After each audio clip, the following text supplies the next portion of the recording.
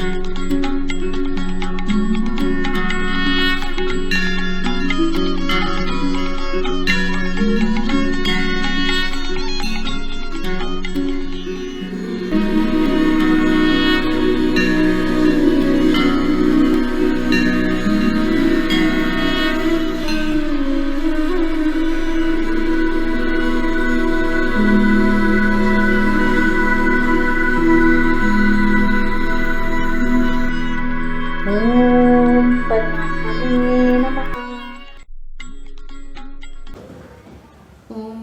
श्री परमात्मने नमः।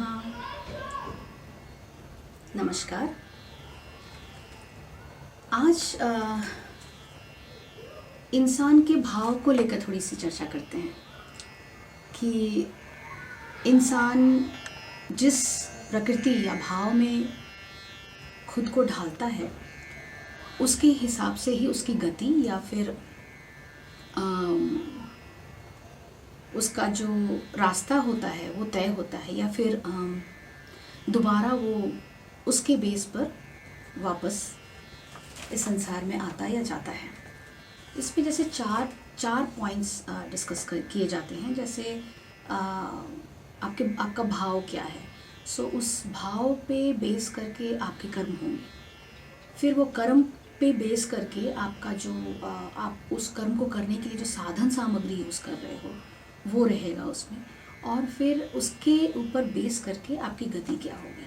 मतलब आप जब इस संसार से मुक्ति पाओगे तो वो आप वापस किसी योनि में वापस आओगे, या फिर आपका लीला प्रवेश हो जाएगा प्रभु के साथ। तो इसके चार जैसे भाव हो गया, कर्म हो गया, साधन सामग्री हो गई एंड उसकी गति हो गई।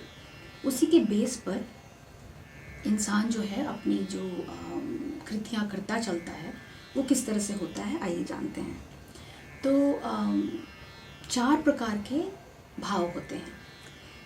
एक होता है पहला जो भाव है वो है पशु भाव, दूसरा है मानव भाव, तीसरा है दिव्य भाव और चौथा है भक्ति भाव।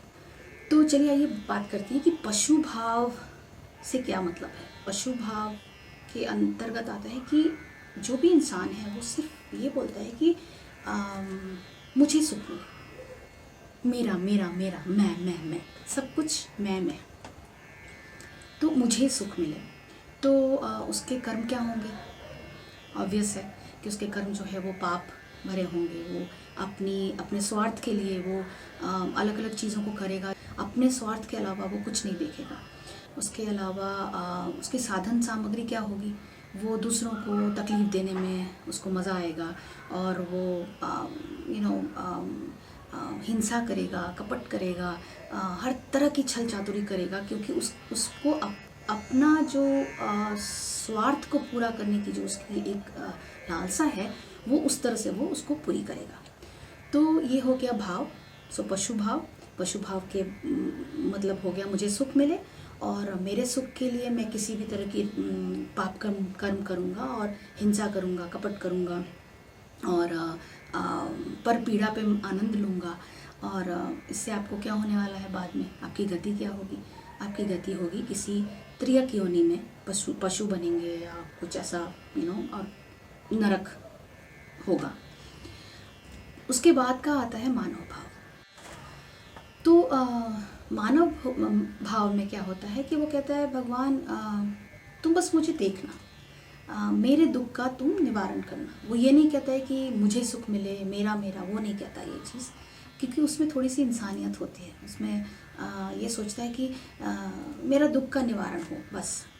तो उसके कर्म कैसे होंगे? क्योंकि वो दूसरों की चीज़ों को देखकर वो छल चातुरी नहीं कर रहा है, तो उसका जो काम क्या होगा वो सकाम होगा। वो कर्म जो इसके सकाम होंगे, पुण्य कर्म होंगे, और वो दूसरों के हित के लिए काम करेगा, और धर्म का पालन करेगा, स्वावलंबन होगा, इस तरह से। तो उसको क्या होगा ऐसे परिस्थिति में? उसकी जो गति होगी वो स्वर्ग की गति होगी, परंतु उसको फिर से वापस इंसान के जन्म में वापस आना पड़ेगा। तो प्रभु कहना क्या चाह रहे हैं? तुम हो तो मनुष्य, इसमें तुम रुको मत। मानव भाव, इसमें रुको मत, उसके आगे बढ़ो। मानव तो तुम ऑलरेडी हो, बट तुम्हारा जो माने लक्ष्य होना चाहिए वो होना चाहिए सीधा भक्ति भाव में पहुंचने का। तो पशु भाव से मानव भाव जो कि हमें मिला है, और हमें ये सोचना चाहिए कि human beings are born with the intellect. So उस इंटेलेक्ट का यूज़ अगर हम ढंग से नहीं करते हैं तो हमें वापस इसी योनि में आना है। ये मनुष्य जन्म बहुत मुश्किल से मिलता है, और इस जन्म में एक जन्म बहुत कम है। इतनी सारी चीज़ें हैं पढ़ने को, समझने को, और वक्त बहुत कम। तो वो कह रहे हैं कि यहाँ पे रुको मत, तुम मुझ तक पहुँचने के लिए नेक्स्ट स्टेप, फिर नेक्स्ट स्टेप। तो यहाँ से तुम्हारी जर्नी जो है वो मुझ तक पहुँचने की जर्नी मैं आसान कर दे रहा हूँ, क्योंकि मैंने तुम्हें इंटेलेक्ट दिया जो पशु योनि में नहीं होती। तो ऑलरेडी प्रभु आपको चीज़ें आधी देकर भेज रहे हैं, आपको आधे का एक्सप्लोर करना है। नेक्स्ट हो गया दिव्य भाव। दिव्य भाव में क्या होता है कि आप का जो भाव होता है, मन की जो इच्छा होती है वो होती है कि सबके हित का हो। पहले मैंने बताया था आपको सर्वभूत हितेरिता, तो जो भी करूँ मैं वो सबके काम आए, सबके हित में हो, और सबको सुख मिले, सबको मज़ा आए, मेरे कुछ करने से सबका हित हो। और वो जब वो उस तरह से उस भाव से काम करेगा तो वो कैसे काम करेगा, वो निष्काम होकर काम करेगा। उसको कुछ फल उसमें उस फल की प्राप्ति की उसको नाम नहीं चाहिए, उसको किसी तरह का कोई आके उसको कुछ बोले कि अरे वाह वाह वाह नहीं चाहिए। वो जो भी करेगा वो निष्काम कर्म करेगा। तो वो निष्काम कर्म कैसे होगा, वो तो ऑटोमेटिकली फिर वो त्यागपूर्ण होगा, क्योंकि उसकी साधन सामग्री क्या होगी, वो त्याग करेगा, वो सबके हित के लिए कर्म करेगा, वो ईश्वर को सोचकर, ईश्वर को ध्यान में रखकर उनके लिए करेगा, और फिर वो योग साधना से करेगा, वो योग में घुसेगा, और योग साधना के तहत वो सारे ही अच्छे काम करेगा। तो ये सारे अच्छा काम करने से आपकी गति क्या होगी, ऑब्वियस है, भगवत प्राप्ति और मोक्ष। तो ये जो कहते हैं ना मोक्ष मुझे तो भैया मोक्ष मिल जाना चाहिए, इतना आसान नहीं, उसके लिए वक्त और कर्म साथ में चलना चाहिए।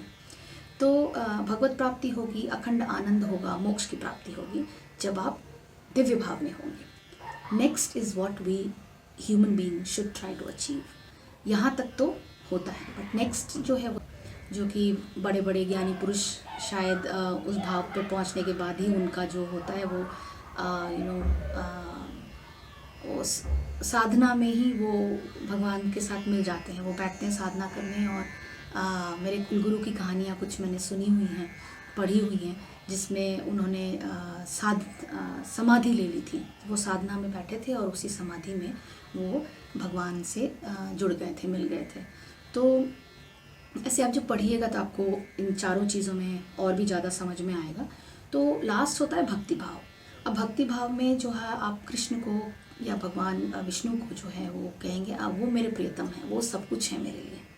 और उसमें आप सोचेंगे कि जो भी होए वो परमात्मा के लिए होए, जो भी मैं करूँ वो परमात्मा के लिए करूँ, और उसमें भी सर्वभूत हितेरिता ये हर जगह होगा।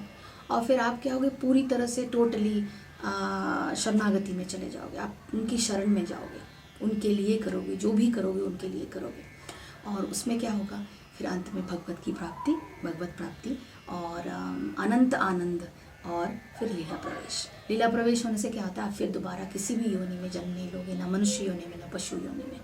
तो इंसान को ऑलरेडी इंटेलेक्ट मिला है, और उस इंटेलेक्ट के थ्रू और ये सारे शास्त्र जो हमारे इतने बड़े बड़े महाजन और महागुनियों ने लिखे हैं, उन शास्त्रों को पढ़ेंगे अगर आप, तो आपको समझ में आएगा कि इंसान का कर्तव्य और इंसान का जो लक्ष्य होना चाहिए वो यही होना चाहिए कि पशु भाव से मानव भाव, मानव भाव से दिव्य भाव, दिव्य भाव से भक्ति भाव। तो इसमें चैप्टर्स बहुत सुंदर सुंदर हैं, जिसमें भक्ति योग भी है, जहाँ पे आप बेसिकली प्रभु कह रहे हैं कि आप किसी भी रूप में चलो लेकिन आप मुझसे मिलो, आप किसी भी रूप में आगे आओ लेकिन मेरे पास आओ। सो ये जो भाव के अनुसार जीव की गति का जो एक्सप्लेनेशन मैंने दिया, उससे एक चीज़ समझ में आती है कि हमारा जन्म एज अ ह्यूमन बीइंग क्यों हुआ है। कुछ अच्छे कर्म जो हमने पिछले जन्म में किए होंगे, उसी की वजह से ये इंटेलेक्ट हमें मिला। लेकिन इस इंटेलेक्ट को अगर हम सही दिशा में उसका उपयोग नहीं करें और उसको हमें करने के लिए हमारे जो थॉट प्रोसेस हैं उनको अगर हम चेंज नहीं करें और हम पशु भाव में ही पड़े रहे, तो हम कभी भी उन चीज़ों का अचीव नहीं कर पाएंगे जिन चीज़ों के लिए हमारा जन्म हुआ। हमारा जन्म सिर्फ ये मटेरियलिस्टिक चीज़ों को भोग करने के लिए नहीं है। हमारा लक्ष्य जो है वो है step by step reaching to bhakti and bhakti. Through bhakti we should reach to Lord Krishna. Jai Shri Krishna.